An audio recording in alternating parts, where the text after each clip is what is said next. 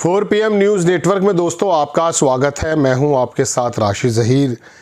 अभी एक चुनाव पूरी तरह से हारे भी नहीं, अभी रिजल्ट आ ही रहे थे, लेकिन देश के लिबरल कहे जाने वाले पत्रकार, लिबरल कहे जाने वाले बुद्धिजीवी और विपक्ष के बड़े बड़े नेता इस बात की उधेड़-बुन में लग गए कि आखिरकार बीजेपी 10,000 रुपये की वजह से जीती है, या फिर मोदी जी का ऑरा इतना बड़ा है, या फिर नीतीश कुमार ने जो पहले कभी इस प्रकार की योजनाएं लागू की थी उनकी जान है।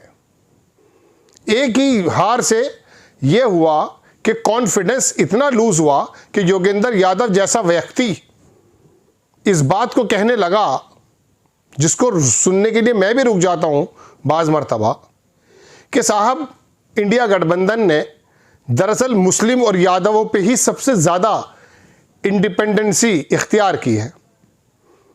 इतनी बड़ी बड़ी बकवास ऐसी होने लगी कि मुझे एक बंदा है पत्रकार बड़ा पुराना, उसका आशुतोष जी हैं, सॉरी माफ़ी चाहूँगा, वो बंदा इस बारे में बात करने लगा आकर के, मुझे ऐसा लगने लगा शायद कोई गड्डियाँ इनके पास चली गई। अरे भारतीय जनता पार्टी के नेताओं से भी अगर पूछोगे कि क्या तुमने जीवन में सोचा था कि बिहार की धरती पे 200 पार कर जाओगे? नोबडी कैन से, कोई नहीं कह सकता। और आपने इतनी जल्दी गले के अंदर निकली हुई हड्डी को इतनी आसानी से पचा लिया, गोया के कोई खिचड़ी का लुकमा हो। नहीं, रुकिए यहीं। ये जीत जैसी भी है, राहुल गांधी का यह बयान क्या आपको बिल्कुल फिट करता है कि आपका आभार हम पर विश्वास जताने के लिए? क्या कौन सा आभार? आपको तो दरकिनार कर दिया है। कौन सा आभार? आप कहिए ये कि अगर इफ तेजस्वी यादव को भी यही बोलना चाहिए। वो परंपरागत जो डायलॉग्स हैं, अगर आप बोलने लगोगे कि हम सम्मान करते हैं, कहिए कि अगर ये आपका ही जनादेश है हम इसका सम्मान करते हैं, अगर ये आपका जनादेश नहीं है तो हम इसको सम्मान नहीं करेंगे। ये ज्ञानादेश है। ज्ञानेश्वर कुमार गुप्ता के बारे में ज्ञानादेश एक नया शब्द आया है।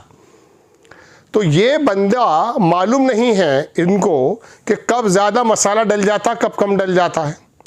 एक बात तो इस इलेक्शन में ये तय हो गई है दोस्तों कि हंडिया बनाते समय इनके पास पूरा कंट्रोल नहीं है कि मसाला नमक कितना तेज़ हो और कितना हल्का हो, वरना ये 2024 के इलेक्शन में 240 पर नहीं टिकाते। यहाँ थोड़ा सा मसाला ज़्यादा गिर गया। एक साहब लिख रहे, मोदी जी की भी तस्वीर लगाई और ज्ञानेश्वर कुमार गुप्ता की भी तस्वीर लगाई, और वो मोदी जी फ़ोन पे इस तरह से बात कर रहे हैं। वो कह रहे हैं 101 ही देना, 102 मत दे देना, हो सकता है ये 102 सीट जिता देते। ऐसा पॉसिबल था। देश में जो ज़मीन पर चलता है वहाँ के घूमने वाले पत्रकार कभी कभी सूंघ लेते हैं, कभी गलत भी हो जाता है, लेकिन कोई ऐसा पत्रकार आपके कानों में पड़ा, कोई ऐसा बुद्धिजीवी आपके कानों में 2 शब्द डाल गया जिसने ये कहा हो सिवाय एग्जिट पोल के कि एनडीए 200 पार कर लेगा? किसी ने नहीं कहा, सोचा भी नहीं। अमित शाह जैसा चाणक्य भी 160 के बाद ही बात कर रहा था, उसने भी 200 की बात नहीं की। इतनी ज़्यादा जो कृपा हुई है ये कौन से औजारों से हो गई है? बिहार के अंदर बीजेपी के बारे में किसी ने कहा था कि नंबर 1 पार्टी हो जाएगी, सुना आपने? मैं गोदी मीडिया के चैनल्स की बात नहीं कर रहा हूँ, मैं आपको अच्छे जो पत्रकार देश के हैं, किसी के एक के मुंह से सुना आपने कि बीजेपी नंबर 1 पार्टी बनेगी? वहाँ पर जनता दल यू उन्हीं के साथी हैं, उनके बारे में ज़रूर कहा जा रहा था, लेकिन अभी पूरी सीटों की गिनती भी नहीं हुई, ज़बानें बदल गई, मूड बदल गया, नीतीश कुमार का वर्चस्व नज़र आने लगा। एंटी इनकम्बेंसी की बातें करता करता अचानक ऐसा आया कि नहीं साहब, सिर्फ यादवों पर और मुसलमानों पर तो मुनहमिक नहीं होना चाहिए था। अरे भाई, यादवों पर और मुसलमानों पे मुनहमिक कौन है?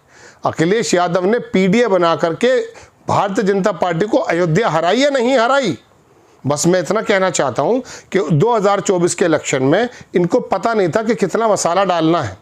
उसमें नमक कुछ कम रह गया था, क्योंकि फुली कंट्रोल नहीं हो सकता है। मशीनें कहाँ से आ रही हैं, उन पर कितनी वोटें पहले से पड़ी हैं, कैसे नहीं पड़ी, कुछ नहीं मालूम, नोबडी नोज। अब करना क्या है ये तो बताऊंगा बाद में, लेकिन पहले मैं आपको बताना ये चाहता हूं दोस्तों कि इतनी जल्दी इतना बड़ा शॉक राहुल गांधी का बयान देखकर मुझे लगा। मैंने कहा बताइए, विपक्ष का इतना बड़ा नेता वहाँ झांके तो है नहीं जाकर के वापस, अब आकर के, लेकिन आम जन में जो राष्ट्रीय जनता दल के लोग थे, जो मुस्लिम समाज था, जो यादव समाज था, ईवीसी में एक बहुत बड़ा जंग, दलितों में एक बहुत बड़ा जंग, वो ये कह रहा था कि बदलाव ज़रूरी है। क्या आपको मालूम नहीं, मैंने परसों भी वीडियो बनाया है, मैंने कल भी डिबेट में कहा कि इतना ज़्यादा मतदान हुआ मेरी समझ में नहीं आ रहा, चूँकि गोदी मीडिया ने जो बिहार के अंदर मतदान हो रहा था वहाँ से तमाम कैमरे हटाकर दिल्ली के बम ब्लास्ट में लगा दिए थे। मुझे तो लंबी लाइनें नहीं नज़र आई। 8 से 10% अगर वोट बढ़ता है तो 5 बजे के बाद 9 बजे तक लाइन लगा करती हैं। वहाँ 2 बजे दोपहर के बाद सन्नाटे थे। कुछ सीमांचल में तो एरिया में तो वाकई वो भीड़ लगा नज़र आई, दोपहर में भी थोड़ी बहुत। ऐसा वर्चस्व, ऐसा एक बहुत बड़ा मॉब आपको कहाँ नज़र आया है, बताइए तो सही। कोई क्लिप मुझे तो भेजे कमेंट्स बॉक्स में कि देखिए अब 3, साढ़े 3, 4 बज रहे हैं और फला जगह इतनी लंबी लंबी लाइनें लग रही हैं।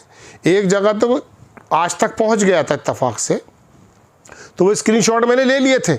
मुझे मालूम था ये बात निकल करके आएगी कि महिलाओं ने वोट इतना दे दिया 10,000 रुपये को लेकर के, तो महिलाओं की लाइनें तो दिखा दो भाई।